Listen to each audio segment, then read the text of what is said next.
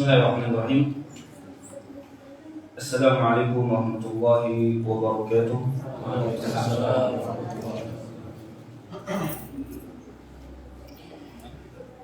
Innal hamdalillah nahmaduhu ta'ala wa nasta'inuhu wa nastaghfiruh wa na'udzu billahi min shururi anfusina wa min sayyiati a'malina.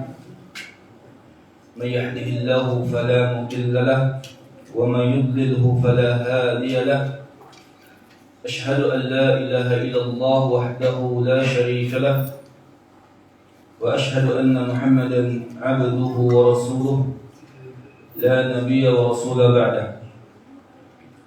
اللهم صل وسلم على نبينا وحبيبنا المصطفى محمد بن عبد الله وعلى آله وأصحابه ومن سار على نهجه إلى يوم الدين. أما بعد، اللهم علمنا بما ينفعنا وانفعنا بما علمتنا وزدنا علما يا رب العالمين.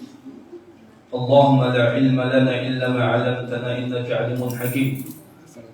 اللهم لا سهل إلا ما جعلته سهلا وأنت تجعل الحزن سهلا إذا شئت. اللهم فقهنا في دينك وارزقنا عملا بما نتعلم وارزقنا إخلاصا في القول والعمل وارزقنا علما نافعا يا رب العالمين. اللهم زدنا علما وارزقنا فهما برحمتك يا أرحم الراحمين. ثم أما بعد، keluarga seberataan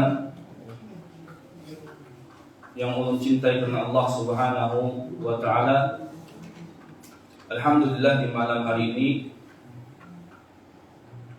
kita dikumpulkan oleh Allah Subhanahu wa taala di rumah dari rumah Allah Subhanahu wa taala. Pertemuan yang pertama dan mudah-mudahan menjadi pertemuan yang tidak terakhir. Salah satu kehormatan bagi ulun diundang di sini bertemu dengan perhentian seberataan keluarga ulun yang ulun cintai karena Allah adalah sebuah anugerah yang sangat agung, yang sangat besar bagi ulun pribadi, karena ulun bisa melihat dan bertemu dengan orang-orang yang insyaallah orang-orang yang saleh dan salihat, yang mana terlihat dari usaha-usaha kita di dalam mencari hidayahnya Allah Subhanahu wa taala. Sebagaimana Allah menyatakan di dalam surah Ali Imran yang telah kita bacakan tadi, wa may yaqtasim billah faqad hudiya ila siratal mustaqim. Barang siapa yang berpegang dengan wahyu Allah Subhanahu wa taala, yaitu Al-Qur'an dan Sunnah, dan semoga kita termasuk dari mereka, maka sungguh dia telah mendapatkan atau ditunjukkan kepada jalan yang lurus. Dan dimaksud dengan jalan yang lurus di sini adalah al-Islam itu sendiri. Islam yang dibawa oleh Nabi Muhammad sallallahu alaihi wasallam. Maka oleh karenanya ulun sekali lagi berterima kasih kepada Allah Subhanahu wa taala, pertama-tama bersyukur, kemudian kepada perhentian. Semoga ini menjadi perkara yang baik, karena Allah menyatakan al-akhilla ba'duhum li ba'din aduwwun illal muttaqun, bahwa kelak di hari kiamat itu orang-orang yang saling mencintai, yang saling mengasihi akan menjadi musuh satu dengan yang lain, kecuali mereka yang dibangun kecintaannya di atas takwa kepada Allah Subhanahu wa taala. Semoga Allah berikan kepada kita kecintaan karena Allah Subhanahu wa taala. Selawat serta salam tidak lupa kita haturkan kepada Nabi kita Muhammad sallallahu alaihi wasallam, kepada keluarga beliau, kepada sahabat beliau, dan juga seluruh orang-orang yang berjalan di atas hidayah beliau sallallahu alaihi wasallam. Di kesempatan yang mulia ini, sebagaimana yang sudah tertara di dalam judul atau undangannya, bahwa kita akan membahas tentang perkara hukukul ikhwah, ya, hak-hak persaudaraan. Hak-hak persaudaraan. Kita ketahui bahwa hak-hak persaudaraan itu banyak, ya, sangat banyak sekali. Ada yang hukumnya wajib dan ada pula hukumnya sunnah.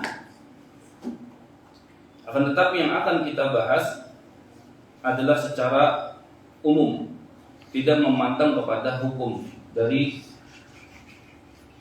pembahasan yang akan kita paparkan setelah ini. Jadi kita tidak akan membahas yang wajibnya saja, tapi secara keseluruhan, yang mana itu adalah sesuatu yang hendaknya dilakukan tatkala seorang muslim telah membangun kecintaan, membangun persaudaraan, membangun ukhuwah di antara mereka, maka wajib untuk melakukan beberapa perkara ini. Apakah dia hukumnya wajib secara ainian ataukah dia hanya sebatas sunnah? Yang penting intinya dia adalah sesuatu yang hendaknya tidak disepelekan oleh setiap muslim yang mereka memiliki hubungan satu dengan yang lain, terkhusus hubungan yang lebih khusus, yaitu ada jaringan ukhuwah yang khusus, seperti misalkan seorang suami dengan istri, ya, atau memiliki hubungan darah bapak kepada anak dan sebaliknya, dan yang lainnya, ya, yang mana ini akan kita bahas secara, ya, terperinci insyaallah, dan akan kita sebutkan bagaimana yang akan disebutkan oleh Syekh Saleh Ibn Abdul Aziz Al-Syekh hafizahullah ta'ala.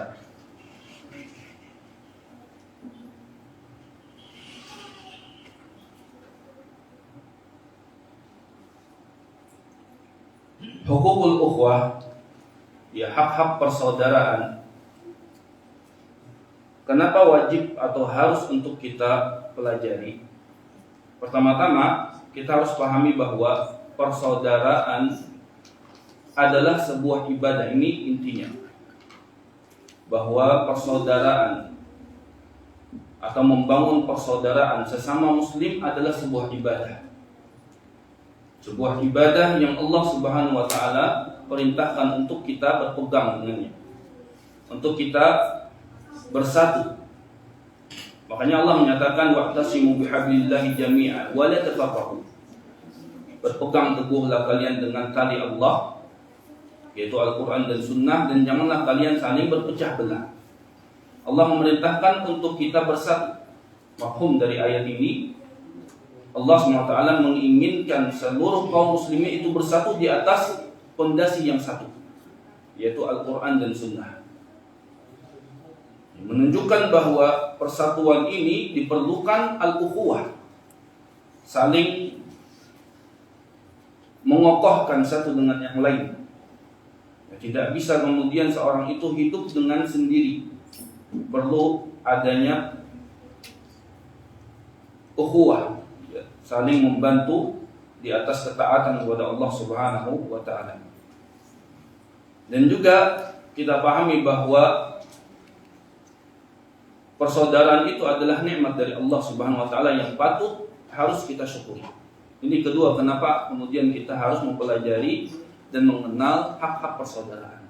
Karena dia adalah nikmat dari Allah Subhanahu wa taala. Allah meneruskan dalam ayat tersebut, "Wadhkuru ni'matallahi 'alaikum idh kuntum a'da'a fa'alafa baina qulubikum fa'asbahtum bi ni'matihi ikhwana."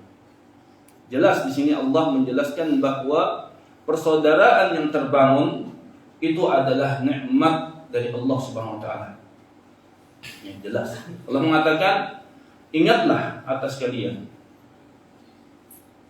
nikmatku yang telah aku berikan kepada kalian, yang mana dulunya kalian itu bermusuhan, saling mungkin berperang, ya saling tidak sapa, karena tidak ada bangunan atau fondasi yang dibangun di bawahnya, yang kemudian menjadikan manusia itu berpecah belah. In kuntum a'da'a fa'allafa baina qulubikum. Kemudian aku jadikan kalian itu saling mencintai satu dengan yang lain. Maka menjadilah kemudian kalian dengan nikmatku, yang dimaksud adalah Islam. Dengan adanya Islam, maka menjadilah kemudian kalian itu bersaudara. Menjadilah kemudian kalian itu bersaudara. Menunjukkan bahwa nikmat yang paling besar atau salah satu nikmat yang besar adalah nikmat persaudaraan di atas agama Islam, ya, di atas agama Allah Subhanahu wa taala. Karena seorang tidak akan bisa menyatukan banyak manusia hanya dengan kemampuan dia sendiri. Allah mengatakan, "Lau anfaqta ma fil ardi jami'an ma allafa baina qulubikum." Ma allafa baina qulubihim, walakinna Allah allafa bainahum. Kalau sekiranya wahai Muhammad, engkau yang menginfakkan semua apa yang ada di muka bumi ini, dari hartanya, dari semua kekayaannya, maka sungguh tidak akan mampu menjadikan manusia itu saling bersatu, saling mencintai. Akan tetapi Allah lah yang menjadikan mereka itu bersatu, menjadikan mereka itu bersatu. Jadi memang benar-benar persaudaraan ini adalah nikmat. Kalau kita sudah mengetahui kalau persaudaraan ini adalah nikmat, kewajiban kita apa? Adalah mensyukurinya dan menjaganya dengan benar-benar. Karena syarat dari syukur adalah 3. Syarat syukur itu ada 3, disebut oleh para ulama. Yang pertama adalah al-i'tiraf annahu minallah, mengakui bahwa nikmat tersebut dari Allah Subhanahu wa taala. Dia ngaku bahwa itu adalah nikmat dari Allah, bukan kemampuan dari diri dia, bukan kebisaan dia sorangan, tidak, tapi benar-benar dia akui itu dari Allah. Harus diakui. Kemudian lisannya mengucapkan syukur. Ya. Dengan lisannya dia mengucapkan syukur dan memuji Allah Subhanahu wa taala dengan nikmat tersebut. Yang ketiga adalah isti'maluhu fi ta'atillah. Dia menggunakannya di jalan Allah Subhanahu wa taala.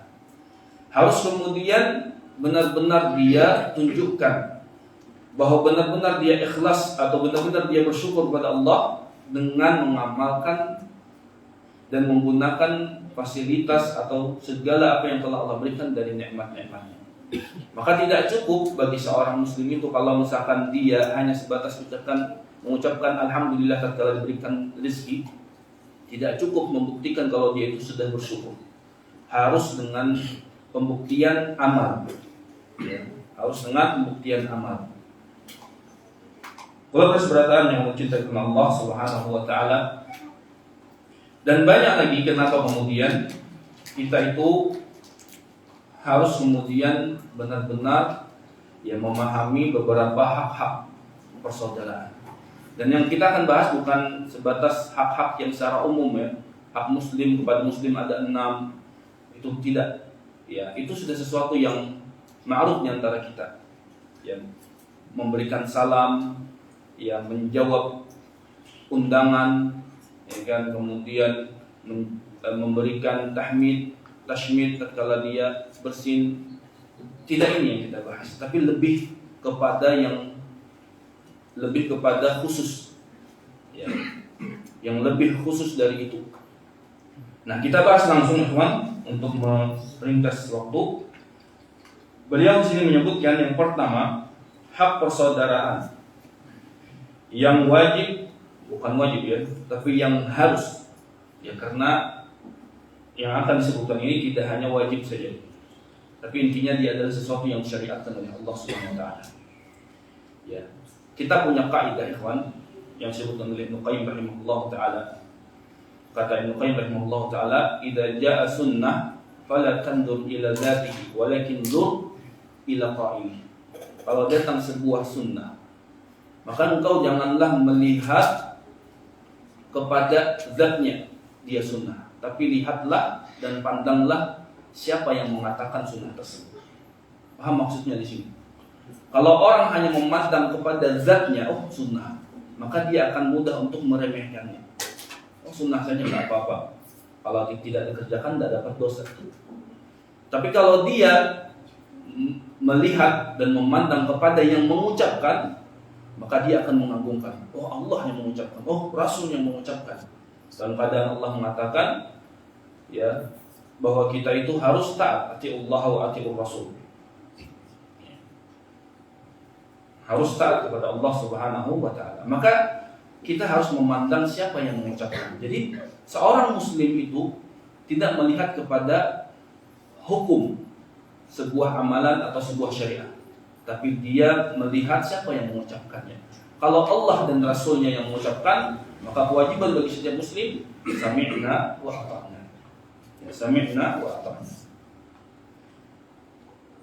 Hak yang pertama yang disebutkan oleh Syekh Shalih Ibn Abdul Aziz Al-Syekh rahimahullah wa hafizahullah ta'ala adalah ayyuhibba akhahu lillahi la li ghardin minad dunya, bahwa seorang muslim itu harus mencintai saudaranya dikarenakan murni ikhlas kepada Allah Subhanahu wa ta'ala dan tidak untuk tujuan dari tujuan-tujuan dunia. Bahwa kita membangun kecintaan kita kepada sahabat kita, saudara kita, keluarga kita karena murni lillahi ta'ala. Dan ini adalah hak yang paling dasar, ya, harus diberikan. Kenapa? Karena kita sudah bahas tadi di permulaan bahwa persaudaraan itu adalah ibadah.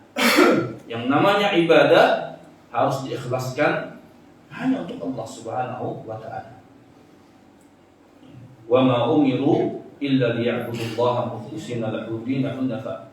Dan tidaklah kuperintahkan kecuali untuk mereka itu benar-benar mengikhlaskan seluruh perkara agama ini bagi Allah Subhanahu wa ta'ala. Jelas bahwa ibadah itu tidak boleh diberikan kecuali kepada siapa? Kepada Allah Subhanahu wa ta'ala. Ya, kepada Allah Subhanahu wa ta'ala. Karena kalau kita sudah menjadikan ibadah satu ini, yaitu persaudaraan ini, kita bangun di atas kecintaan karena Allah Subhanahu wa ta'ala, maka kita akan banyak mendapatkan kemuliaan-kemuliaan di sisi Allah Subhanahu wa ta'ala. Salah satunya adalah bahwa seorang kalau sudah cintanya karena Allah, maka kecintaan itu akan langgeng, akan selalu bersambung sampai hari kiamat. Ya, bersambung sampai hari kiamat. Al-akhilla ba'duhum li ba'din aduwwun illa al-muttaqun. Bahwa orang-orang yang saling mencintai karena Allah atau yang saling mencintai di dunia itu akan saling bermusuhan. Mereka akan saling yang menyalahkan satu dengan yang lain di akhirat kelak. Tapi cuma satu yang tidak. Dan mereka akan saling mencintai sampai kiamat, sampai yaumul akhirah, yaitu mereka yang memang kecintaan tersebut dibangun dikarenakan Allah Subhanahu wa ta'ala. Ya, akan langgeng. Dan mereka akan memberikan manfaat satu dengan yang lain, memberikan syafaat kepada satu dengan yang lain. Ya, dengan kecintaan dia yang dibangun karena Allah Subhanahu wa ta'ala. Dan dalam riwayat Muslim, Nabi SAW juga mengatakan, salasun man kunna fihinna wajada halawatul iman. Bahwa ada 3 perkara kalau seorang itu memilikinya, maka dia akan mendapatkan manisnya iman. Dan manis iman ini tidak akan dirasakan kecuali dia mendapatkan 3 perkara itu. Ayakunallah wa rasuluhu ahabba ilaihi mimma siwahuma.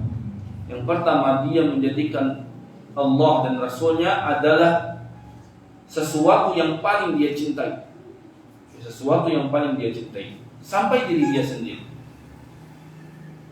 Yang kedua, alla yuhibbal mar'a la yuhibbuhu illa lillah, bahwa dia tidaklah mencintai seseorang kecuali kecintaannya itu karena Allah Subhanahu wa taala. Kenapa pian memilih si fulanah menjadi istri? Oh, karena dia orangnya taat. Oh, karena dia orangnya salehah, bagus perangainya, akhlaknya mulia, maka dia pilih. Maka ini akan mendapatkan kemuliaan. Tapi kalau dia memilih istrinya karena sesuatu dari dunia, maka itu akan cepat atau akan binasa, atau akan apa? Hilang, sirna. Akan sirna.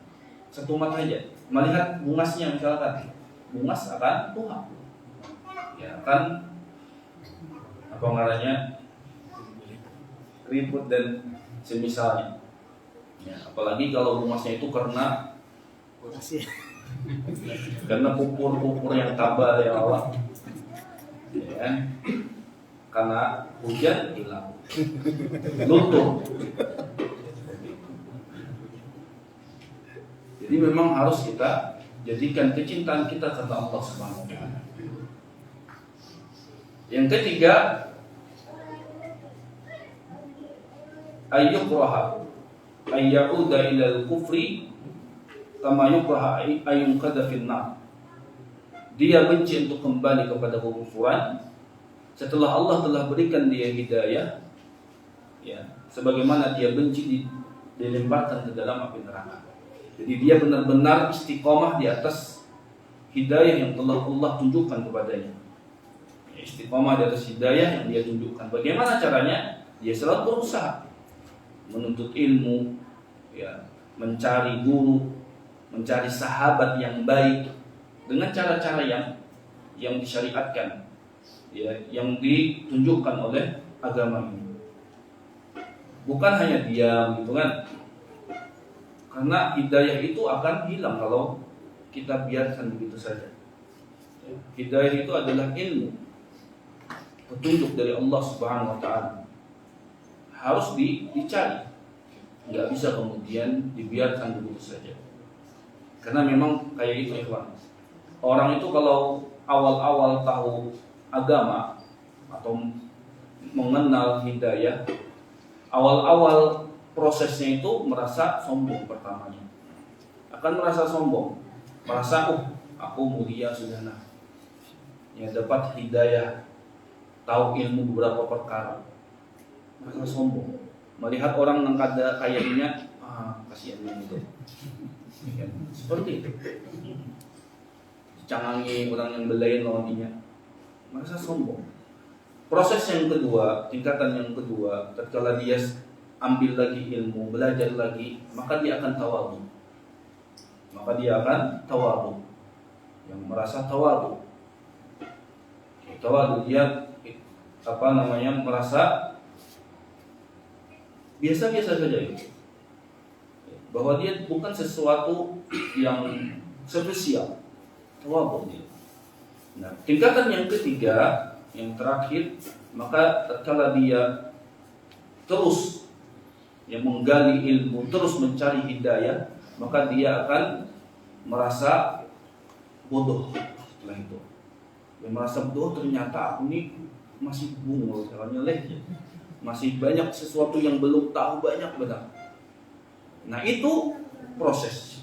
Ya. Jadi orang yang bertambah ilmu akan bertambah jahil. Dia merasa bertambah jahil. Ternyata masih banyak perkara yang belum ketahui ternyata. Ya. Baru kita paham masalah tajwid misalkan. Merasa hebat sudah, ya kan? Tapi tatkala dia hadir di majelis nahwu misalkan sorot, ciut pulang, ternyata banyak ilmu belum. Seperti itu. Ya. Ini proses. Ya. Jadi memang seperti itulah, ya, fenomena di dalam menuntut ilmu. Jadi harus kita teruskan, jangan berhenti pada satu titik saja. Imam Ahmad bin Hanbal rahimahullah taala, tatkala beliau ditanya, "Ila mata ya Imam?" Hakada. Ya, sampai kapan wahai Imam engkau melakukan yang seperti ini? Ya, berlari bersama para pemuda-pemuda mencari ilmu. Maka Imam Ahmad bin Hanbal mengatakan, ilal mamat, ya sampai mati. Ya sampai mati. Seperti itulah ya, kita harus menuntut ilmu terus. Ya. Dan orang itu kalau dia menuntut ilmu, tidak akan dikatakan dia seorang yang alim sampai kemudian dia mengamalkan ilmunya. Sampai dia mengamalkan ilmunya. Karena kalau dia tidak mengamalkan ilmunya, tidak ada bedanya dengan orang yang jahil. Tidak ada bedanya dia dengan orang yang jahil. Kata Syekh Ibnu Utsaimin rahimahullah taala, al-insan in lam amila bil ilmi fahuwa ma'al jahil sawa. Bahwa seseorang kalau dia tidak mengamalkan dengan ilmunya, maka dia dengan orang jahil itu sama saja, nggak ada bedanya.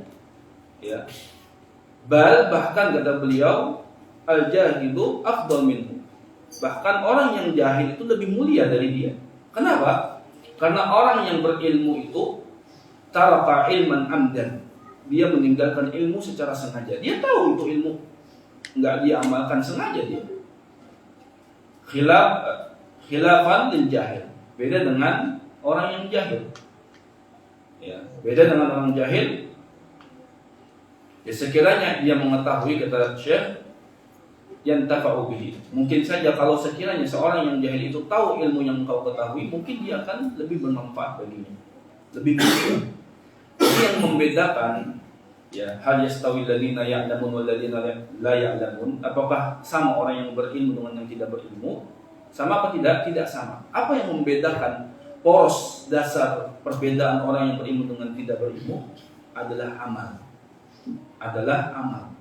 Jadi kalau kita hendak mendapat akan kemuliaan ilmu, maka amalkan ilmu tersebut. Kalau tidak, ya kita tidak akan mendapatkan kemuliaan ilmu. Banyak kan kemuliaan ilmu, Allah jadikan itu sebagai jalan menuju surga, kebaikan bagi dia, ya kan, dan diangkat derajat bagi dia. Banyak. Kalau kita tidak mengamalkan, kita tidak akan mendapatkan kemuliaan-kemuliaan tersebut, keutamaan-keutamaan ilmu tersebut. Nah, yang mendorong orang itu kemudian mau beramal adalah mulazamah khasyah. Senantiasa menghadirkan rasa takut kepada Allah SWT. Itu yang mendorong dia akan bisa beramal. Ya. Sebagaimana yang dikatakan oleh Syekh Bakar Abu Zaid rahimahullah di dalam kitabnya Hilyah Thalibul Ilm, bahwa yang menjadikan seorang itu yang mulia dengan ilmunya adalah beramal. Dan tidaklah seorang itu beramal sampai dia senantiasa mulazamah dengan khasyah. Makanya Allah mengatakan, ya, innama yakhshallah min ibadihi al-ulama. Sesungguhnya orang-orang yang takut kepada Allah dari hamba-hambanya itu adalah para ulama, orang-orang yang berilmu. Ya. Nah, yang takut inilah yang kemudian, rasa takut ini yang kemudian menghantarkan dia kepada derajat kemuliaan dengan ilmu tersebut. Dia mau beramal, meninggalkan perkara yang dilarang oleh Allah SWT, maka dia mendapatkan kemuliaan tersebut. Jadi kita harus pahami, ya, jangan hanya semangat cari ilmu, tapi dalam masalah amal dengan ilmu kita setengah-setengah. Ya. Kita harus cepat, ya, mengambil hidayah tersebut. Kita harus cepat mengambil hidayah, karena yang namanya umur nggak ada yang tahu, ya kan? Yang namanya pintu hidayah itu nggak ada yang tahu kapan ditutup. Kata Khalid bin Mihdan rahimahullah taala, "Idza futiha li ahadikum babal khair falyusari ilayhi fa inna ahadakum la yadri madza yughlaq anhu hadzal bab." Kalau sekiranya Allah Subhanahu wa taala telah menampakkan atau membukakan kepadamu sebuah pintu kebaikan, pintu untuk beramal, ya, pintu kebaikan apapun, menuntut ilmu, beramal, ya, punya harta untuk berinfak, kita ada kemampuan yang Allah Subhanahu wa taala berikan kepada kita untuk beramal, maka segeralah untuk menuju pintu tersebut. Karena salah satu di antara kalian tidak tahu kapan pintu itu ditutup dari kalian. Ya. Hari ini mungkin orang punya keluangan waktu, besok belum tentu waktunya luang sebagaimana hari ini. Hari ini dia sehat walafiat, besok belum tentu dia sehat. Hari ini dia hidup, besok belum tentu dia hidup. Maka tidak tahu kita kapan pintu kebaikan itu ditutup dari kita, maka segera untuk menujunya. Nah, jadi hak yang pertama adalah kita harus mengikhlaskan niat kita karena Allah Subhanahu wa taala di dalam bersaudara, yang membangun persaudaraan karena Allah Subhanahu wa taala. Hak yang kedua yang harus diberikan oleh setiap hamba atau setiap saudara yang muslim kepada muslim yang lain atau kepada saudaranya yang lebih khusus, ya, yang dia bangun secara khusus itu. Seperti kita ini kan, kita bangun benar-benar kokoh, ya, di atas hidayah Allah SWT, di atas manhaj yang satu. Maka kata beliau, ayyuqaddimal akhli akhihi al-i'anah bil mal wa binafs. Hendaknya seorang saudara, seorang muslim itu memberikan kepada saudaranya i'anah, pertolongan. Memberikan pertolongan. Ya, badalul juhdi binafsi. Ya, memberikan ya kesungguhan, ya, meluangkan segala apa yang dia miliki, apakah dengan harta ataukah dengan raga dan jiwanya. Dan kita pahami ya ikhwan, bahwa setiap manusia itu tidak bisa hidup sendiri. Kita ini memerlukan pertolongan orang, dan kita ini ibarat pembantu bagi yang lain, ya, pembantu bagi yang lain. Yang kaya membantu yang miskin, yang miskin membantu yang kaya, yang punya jabatan membantu yang tidak punya jabatan, ya, yang punya kedudukan membantu yang tidak punya kedudukan, dan seterusnya. Setiap orang saling membantu, ya, setiap orang saling membantu, nggak bisa. Ya, bahkan orang kaya saja perlu bantuan orang-orang yang miskin. Maaf ya, secara kacamata manusia, karena di hadapan atau di pandangan Allah nggak ada yang miskin, nggak ada perbedaan di antara manusia. Semua orang itu sama, ya, di hadapan Allah. Tapi di hadapan manusia ada yang kaya, ada yang miskin, ada yang punya pangkat, ada yang tidak.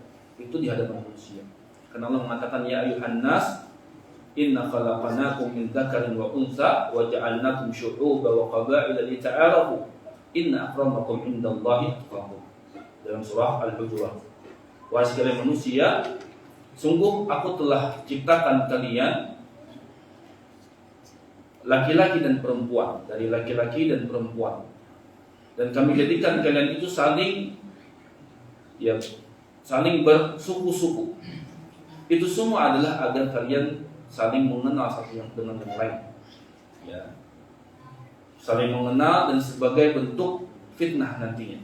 Karena dalam ayat yang lain Allah mengatakan, wa ja'alna ba'dukum li ba'din fitnatan atasbiru wa kana rabbuka basira. Dan kami jadikan, ya, salah satu, atau kami jadikan ba'dukum li ba'din, antara kalian dengan yang lain itu fitnah, sebagai ujian bagi kalian. Apakah kalian mau sabar? Dan sesungguhnya Allah Maha melihat, ya, wa kana rabbukum basira. Sesungguhnya Rabb kalian itu Maha melihat, Maha mengetahui. Ya. Jadi adanya perbedaan itu adalah untuk kita saling mengenal, ya, dan sebagai bentuk fitnah bagi satu dengan yang lain. Mau sabar atau tidak? Melihat yang sugih, sugihnya itu, sabar nggak kita dengan keadaan ini? Menerima takdir Allah ataukah tidak? Ya. Yang sugih melihat yang miskin mah nyamannya, yang miskin kada banyak pikiran seperti itu kan. Sabar enggak dan seterusnya.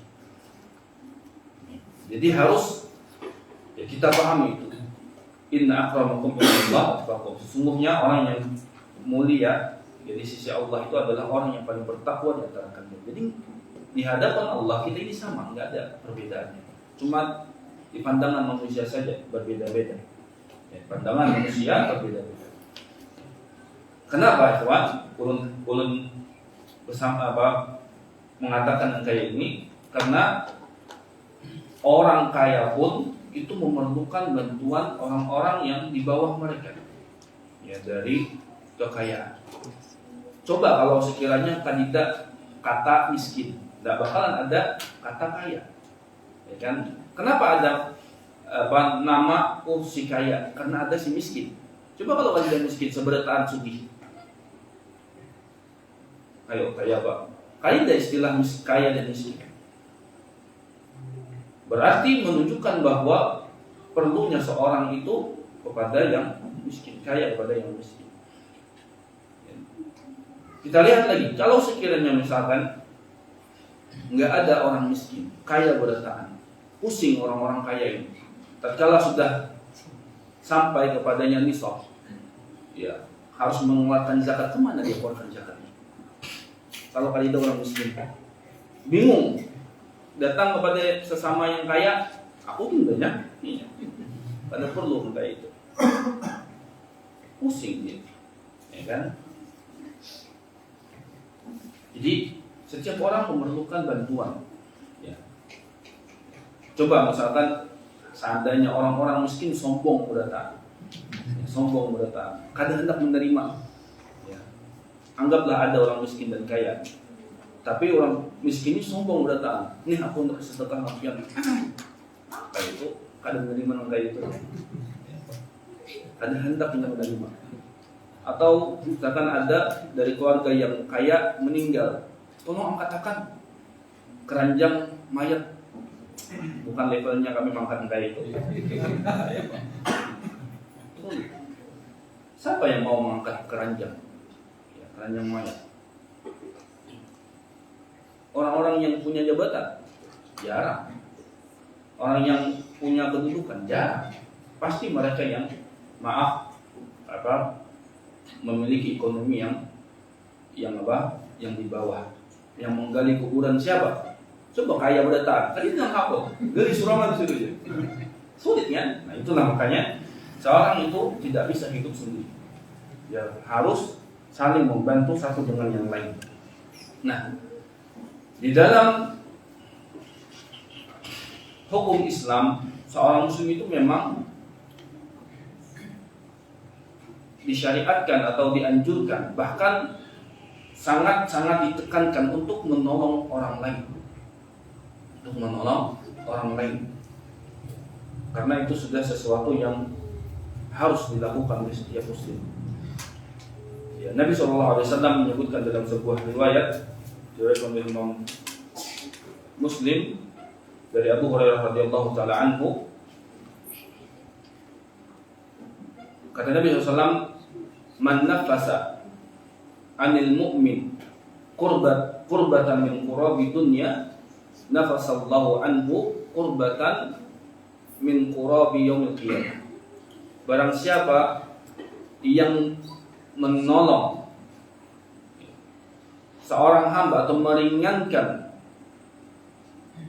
seorang mukmin meringankan seorang hamba ya dari kesulitan-kesulitannya, maka Allah SWT akan berikan dia pertolongan dari kesulitan dia kelak di hari kiamat. Wa man yassara 'ala mu'sirin yassarallahu lahu fid dunya wal akhirah. Dan barang siapa yang memudahkan urusan orang yang kesulitan, Allah akan mudahkan urusan dia di dunia dan di akhirat. Wa man satara musliman satarallahu fid dunya wal akhirah. Dan barang siapa yang menutupi aib seorang muslim, maka Allah akan tutupi aib dia di dunia dan di akhirat. Fallahu fi auni 'abdi ma kana al-'abdu fi auni akhi. Dan seseorang itu senantiasa akan ditolong oleh Allah selama orang tersebut selalu menolong saudaranya. Jadi al-jaza'u min jinsil amal. Kalau kita hendak dibaiki, maka kita harus berbuat baik kepada orang lain. Ya, kata kawal kita menjadi orang yang syahid. Ya, sifat bukhul. Ya, bakhil. Ya, syuh ini perbedaannya dengan bakhil. Kalau bakhil itu dia menyimpan apa yang dia miliki. Tapi kalau syuh ini adalah sifat yang lebih bakhil lagi. Dia simpan apa yang dia miliki, tapi dia mengharapkan apa yang dimiliki oleh orang lain. Ini syuh. Makanya Allah mengatakan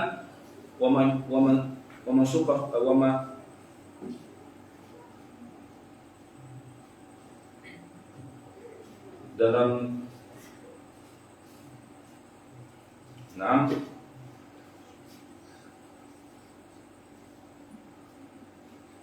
di dalam surah wa may yuqa shuhha nafsihi fa ulaika humul muflihun.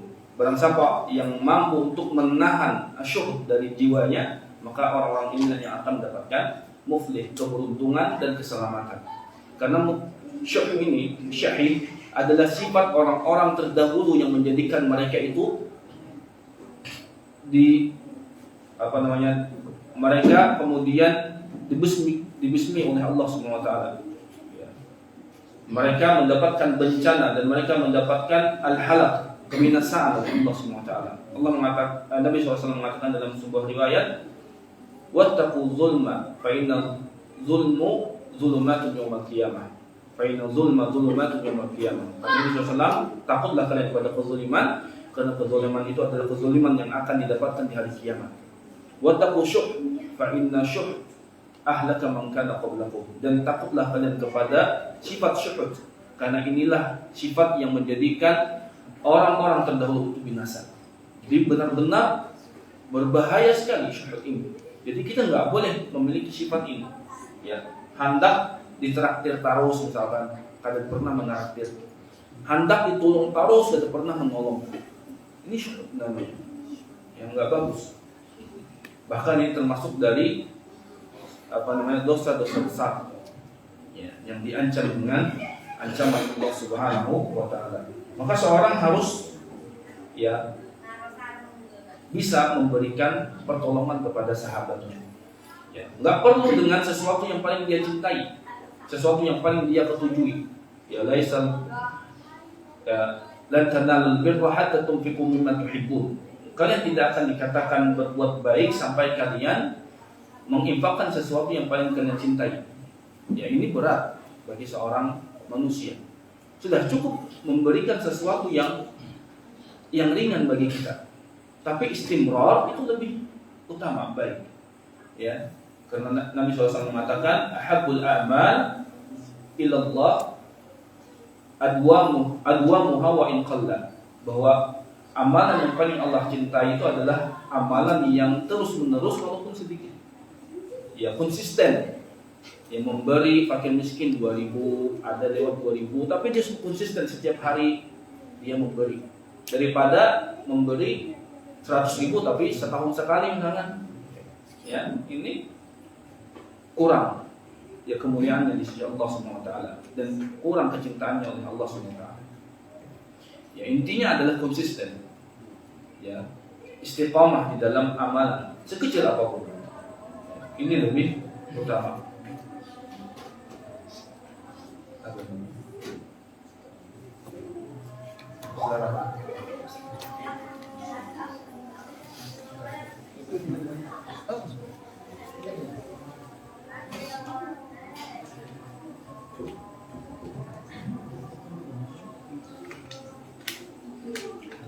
Allahu Akbar, Allahu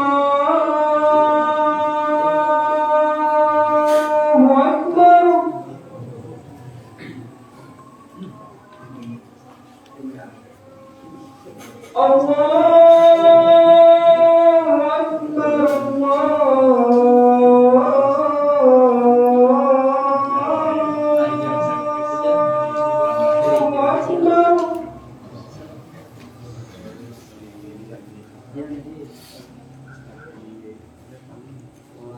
أشهد أن لا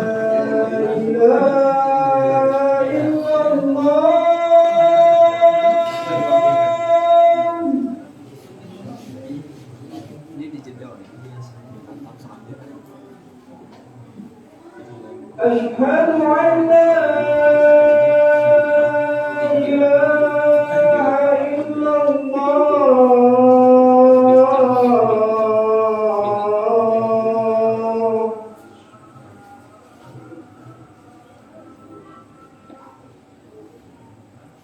أشهد أن محمد رسول الله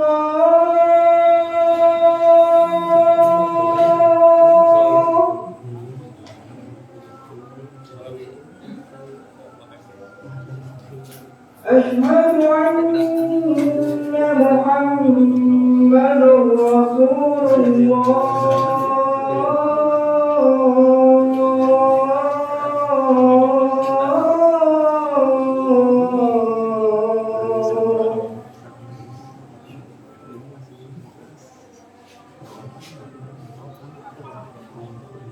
حي على الصلاة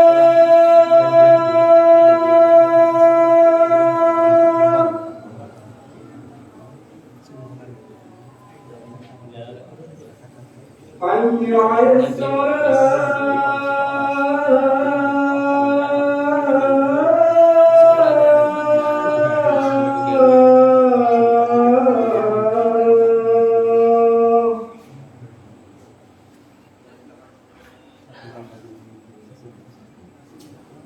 حي على الفلاح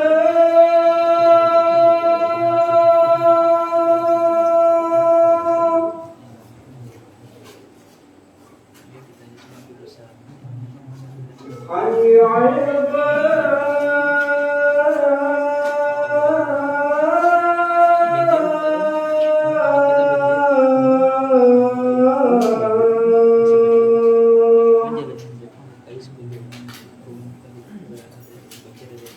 الله أكبر الله أكبر لا إله إلا الله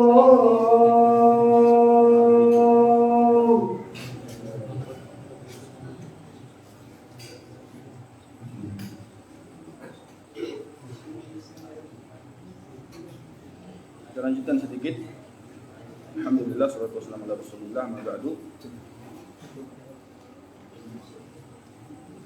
Kita masih pada hak yang kedua, bahwa seorang itu hendaknya yang memberikan i'anah, pertolongan kepada saudaranya, apakah dengan harta ataukah dengan jiwanya. Dan membantu itu tidak harus dengan sesuatu yang paling dia cintai. Kalau kita tidak mampu untuk memberikan sesuatu yang paling kita cintai, maka yang paling ringan dulu. Ya. Apa? Yaitu dengan misalkan meminjamkan sesuatu barang yang kita miliki. Ya.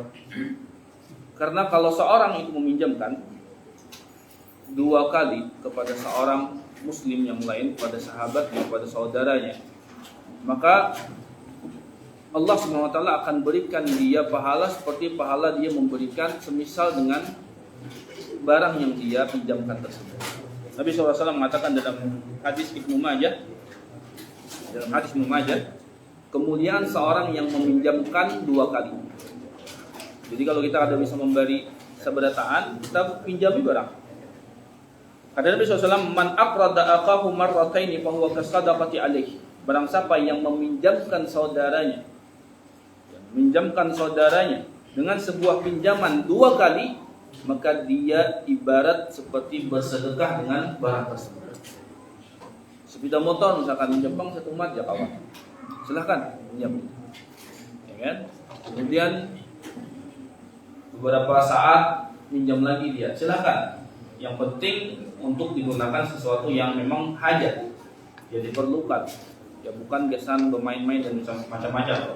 Maka pinjamkan, maka kita seakan-akan bersedekah 1 buah, masya Allah, ya kan? Dan lebih bagus lagi, lebih mulia lagi tatkala kita memberikan pertolongan kepada saudara kita tanpa menunggu dia meminta. Maka hendaknya kita yang memiliki kemauan sendiri, inisiatif sendiri untuk memberi, ya kan? Mencari si kawanku ini, saudaraku ini, kira-kira apa yang dia butuhkan. Kita berikan sesuatu yang mampu untuk kita berikan walaupun sedikit. Kita cari. Insya Allah, sebagaimana hadis yang telah kita sebutkan tadi, kalau ini adalah menjadi kebiasaan bagi kita, ingatlah Allah akan membalasnya dengan balasan yang lebih baik di dunia dan juga di akhirat. Ya, di dunia dan juga di akhirat. Hak yang ketiga adalah hukukul ukhuwah, hak-hak persaudaraan, hifdzul irdi, yang menjaga kehormatan saudara. Menjaga kehormatan saudara. Yang namanya perkawanan, yang namanya perkumpulan, ya. Awal mula mungkin pertama berkenalan, setiap orang itu akan menjaga wibawa, jaga image, ya kan? Ya. Jaga image, cara berjalannya lah, ya, cara duduknya lah, berbicaranya lah, jaga image. Tapi kalau sudah lambat laun, lawas sudah berkawanan, cengeng baru keluar sifat aslinya, ya kan, kayak gitu, ya kan, kebiasaan dia, karena sudah merasa nyaman dengan kawan tersebut, maka akan biasa dia, ya kan, keluar semua jurus-jurus dia yang dia sembunyikan selama ini, ya kan, di hadapan saudaranya tersebut.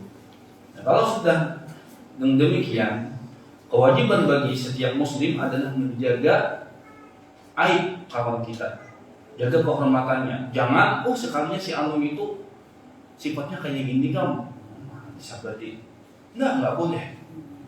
Jangan. Allah Subhanahu wa taala mengatakan di dalam surah Al-Hujurat, ya ayyuhalladzina amanu la yaskhar qaumun min qaumin asa ay yakunu khairan minhum wala nisa min nisa'in asa ayyakunna khairan minhum. Jangan kalian yang menghinakan satu dengan yang lain, laki-laki ya menghinakan yang lain. Mungkin saja mereka lebih baik. Perempuan begitu juga, mungkin saja yang kalian hina lebih baik dari kalian. Ya. Wala talmizu anfusakum, dan janganlah kalian kemudian menghinakan diri kalian dengan kemaksiatan kepada Allah. Wala tanabazu bil alqab, dan jangan juga kalian kemudian melakopkan ya dengan lakopan yang buruk. Maksudnya memberikan gelar kepada kawan dengan gelar-gelar yang buruk. Ya, si Muhammad inilah, si Ahmad inilah, kan banyak gelar-gelaran. Jangan. Ini dilarang oleh Allah SWT. Ya kan? Ini kebiasaan kita kayak itu. Oh, si Muhammad anu itu kah? Si Ahmad anu itu, apalagi kalau banyak ngaranya kan? Udin sedunia kan? Banyak. Maka dengan gelar, ya dengan sesuatu yang dia miliki, apakah dari aib dia, misalnya, naudzubillah. Jangan sampai seperti itu. Ucapkan dengan nama dia, ya panggil dengan nama yang telah diberikan oleh abah mamanya. Jangan diganti-ganti ngaran orang dengan ngaran yang buruk. Ya. Hati-hati, karena kita khawatir itu termasuk dari asu, ya termasuk dari syibah, atau masuk kepada ghibah. Paham ya makna syibab ya? Syibab itu adalah menyebutkan syatmu, ya menyebutkan keburukan seseorang di hadapan dia. Ya, apakah ada pada dia ataukah tidak. Ini syibab. Ya. Dan ini termasuk dari dosa-dosa besar. Nabi SAW mengatakan syibabul muslim fusukun wa qitaluhu kufur. Bahwa menghina seorang muslim itu adalah fusuk. Apa makna fasik? Apa makna fasik itu? Ya. Fasik adalah khuruju min ta'atillah wa rasulillah. Ya, keluar dari ketaatan pada Allah dan Rasulnya. Hati-hati. Jadi kalau kita menyampaikan sesuatu sifat atau sesuatu perkara yang buruk kepada saudara kita, ini termasuk dari sifat fasik, nggak boleh. Ya, nggak boleh. Bahaya dan termasuk dari dosa besar. Jadi harus benar-benar kita menjaga kehormatan. Kayak apa cara menjaga kehormatan? Disebutkan oleh Syekh di sini ada 3 perkara. Yang pertama adalah tasbut antikril uyub. Kamu diam dari menyebutkan aib saudaramu. Tidak usah banyak berpandir lah, ya. Tidak usah banyak berpandir. Karena salah satu sifat seorang muslim itu apa? Dia berbicara pada perkara yang baik saja. Dan ini adalah hukum asal di dalam berbicara. Ya, mengambil dari hadis Abu Hurairah. Man kana yu'minu billahi wal yawmil akhir falyakul khairan aw liyasmut. Ini menjadi kaidah, dasar pijakan bagi kita di dalam berbicara. Barang siapa yang beriman kepada Allah dan hari akhir, maka hendaknya dia berucap yang baik, kalau tidak bisa diam.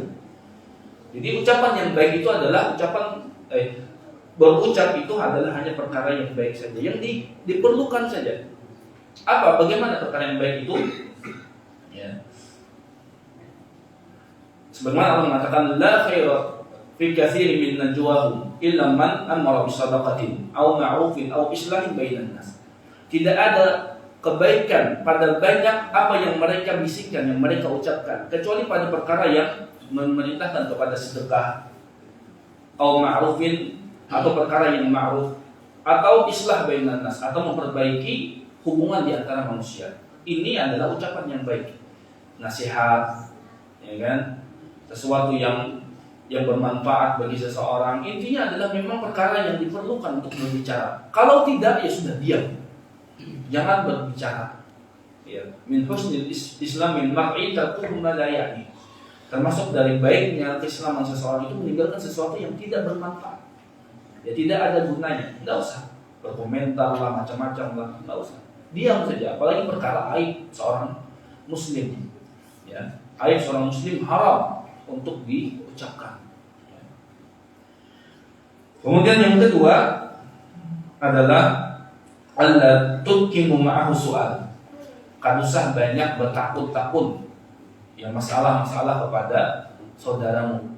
Apalagi kalau misalkan dia datang di sebuah daerah. Semalam kemana? Aku melihat ikan di situ. Kalau dia jawab, oh ke sana, udah cukup. Jangan takuni lawan siapa ikan.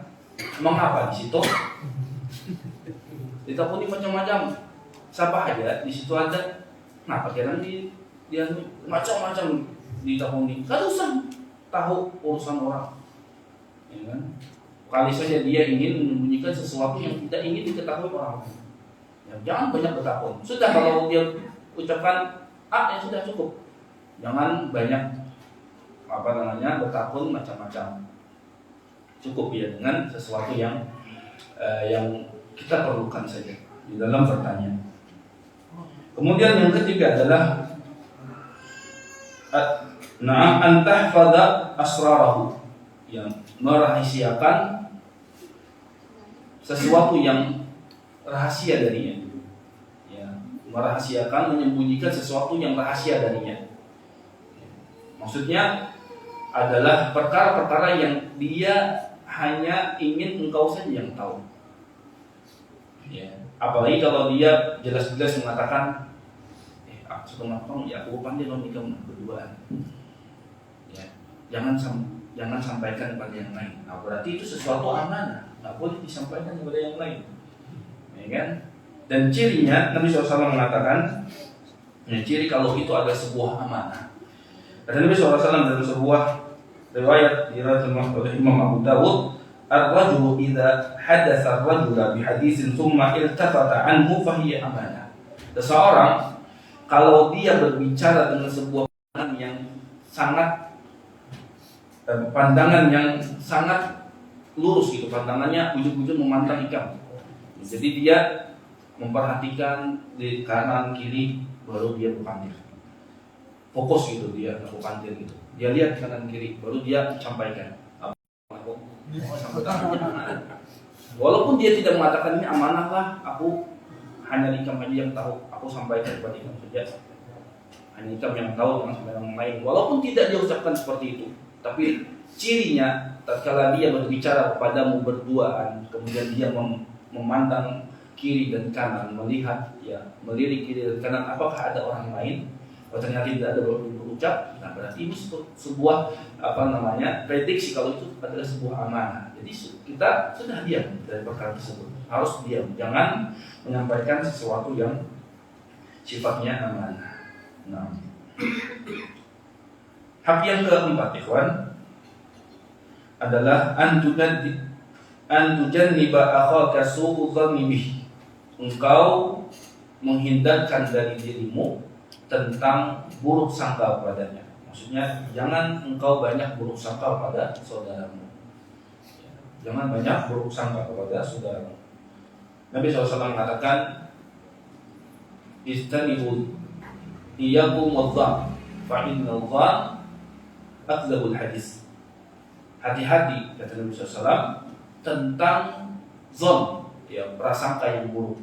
Karena prasangka yang buruk itu adalah sedusta-dustanya ucapan, sedusta-dustanya perkara.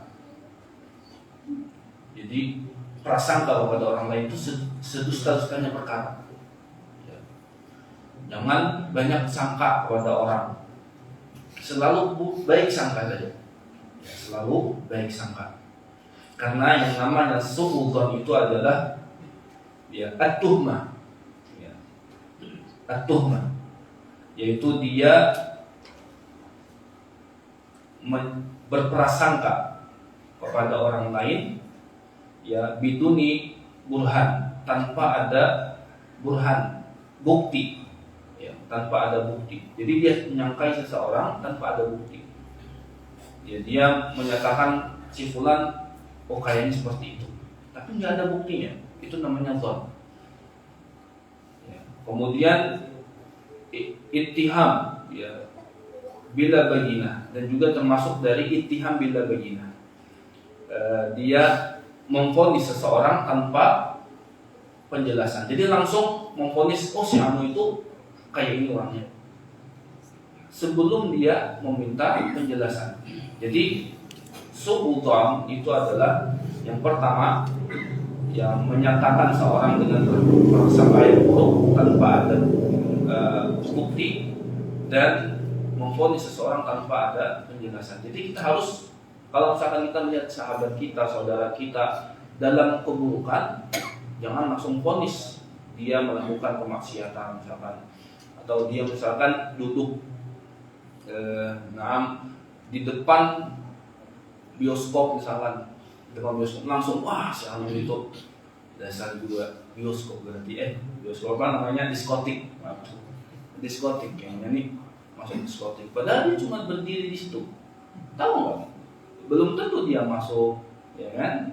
Nggak boleh kita langsung menuduh dia, ya kan?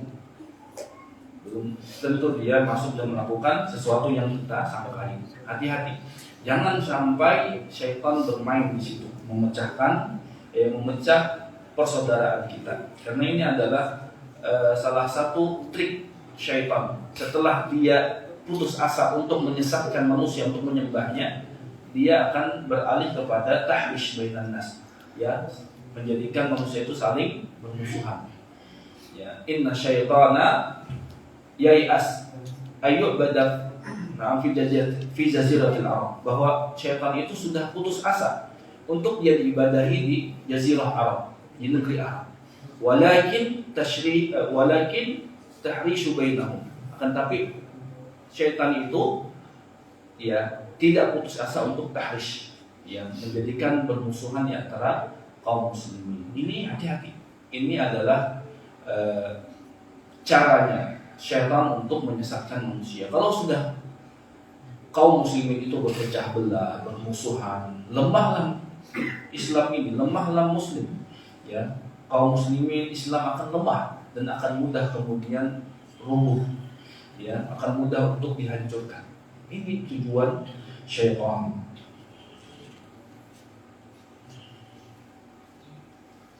Hak yang kelima kita cukupkan adalah min huququl ukhwah an tajtaniba ma'a ikhwanika al-mira'a wal marara.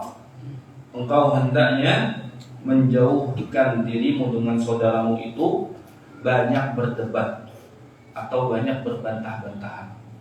Apalagi kalau yang dibantahkan atau didebatkan itu sesuatu yang sepele. Masakan misalkan, kada nih nyamannya pakai ini, kada nyamannya pakai ini. Didebatkan sampai berkancang-kancangan, ya kan? Sampai berkaras-karasan. Kalau sesuatu itu sepele, selesaikan dengan biasa saja. Ya, jangan sampai. Ini hati-hati tahrish nanti di antara muslim. Ya, jadi harus kita itu menjaga kebenaran, menjaga apa? Ukhuwah kita. Ya, menghindarkan dari perkara yang berbantah-bantahan.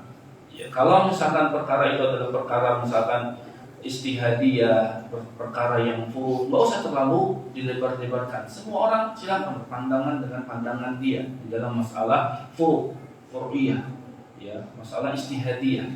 Setiap orang memandang dengan pandangan tersebut dan setiap orang mempertanggungjawabkan dengan pendapat dia masing-masing.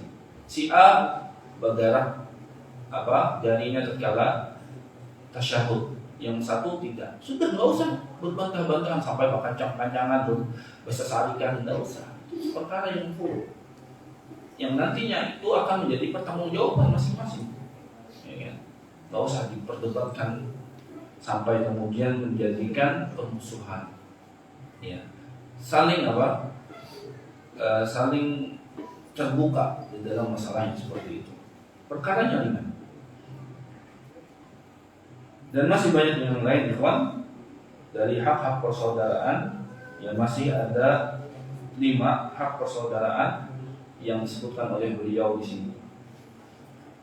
Mungkin kita cukupkan sampai di sini. Dan intinya, ikhwan, bahwa kita setiap muslim atau seluruh muslim adalah bersaudara yang hendaknya selalu menjaga persaudaraan tersebut. Allah mengatakan, innamal mu'minuna ikhwah fa aslihu baina akhwaykum wattaqullaha la'allakum turhamun.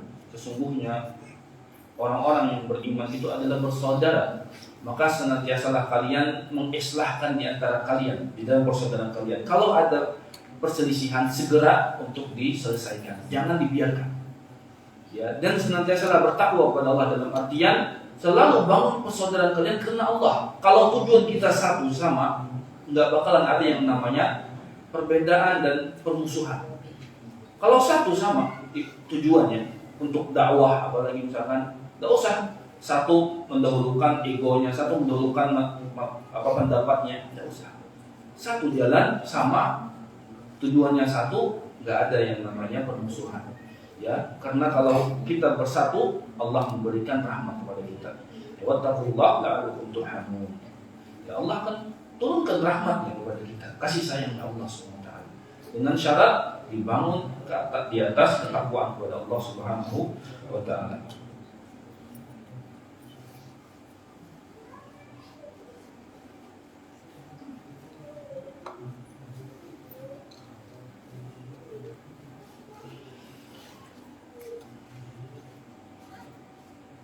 Nah, penanya bertanya di sini, siapa yang didahulukan untuk diangkat kesulitannya antara keluarga dan saudara muslim kita atau muslim yang lain maksudnya. Jadi kalau misalkan ada perkara yang harus kita bantu dari 2 orang yang memerlukan bantuan, satu dari saudara kita atau keluarga kita, satu dari muslim secara umum, siapa yang didahulukan? Siapa yang didahulukan, Pak? Keluarga. Ya, pastinya keluarga dulu, yang wajib dulu. Ya, karena itu adalah tanggungan kita. Apalagi kalau itu adalah orang tua kita, abah mama kita, maka wajib untuk kita kemudian mendahulukan yang wajib. Ya, kecuali kalau misalkan kita memandang di sana lebih maslahat, ya, mendahulukan orang lain lebih maslahat. Kalau keluarga masih bisa ditunda nanti, masih kawal, ya, nanti ditunda. Berarti kita lihat dari maslahat yang lebih utama. Jadi kita lihat dalam siaknya nanti mana dulu dilihat. Jadi kita harus perlu melihat keadaannya dulu bagaimana. Ya. Maka setelah itu baru kita menghukuminya. Tapi secara asal pastinya keluarga lebih dahulu untuk diperbaiki. Apalagi masalah agama, ya masalah agama dan akhiratnya.